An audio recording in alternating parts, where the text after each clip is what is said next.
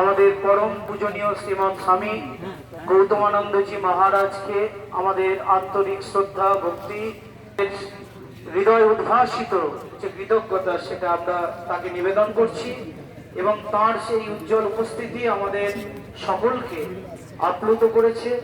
আমরা এই মঞ্চে বিভিন্ন অনুষ্ঠান আপনাদের কাছে রাখবো এক এক করে।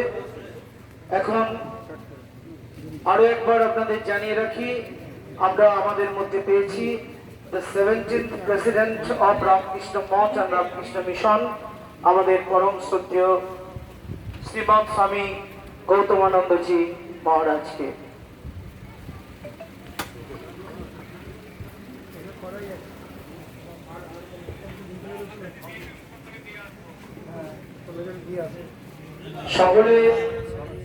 সকলকে অনুরোধ করছি যে যেখানে উপবিষ্ট হয়ে আছো তোমরা আসন গ্রহণ করো। আমরা এরপরেই আমাদের বিভিন্ন যে অনুষ্ঠান আছে আমরা ঘোষণা করবো এক এক করে। কোন রকম বিশৃঙ্খলা যেন না হয়, সবাই শৃঙ্খলিত ভাবে আসা যাওয়া করবে এবং কোনো হই হট্টগোল না।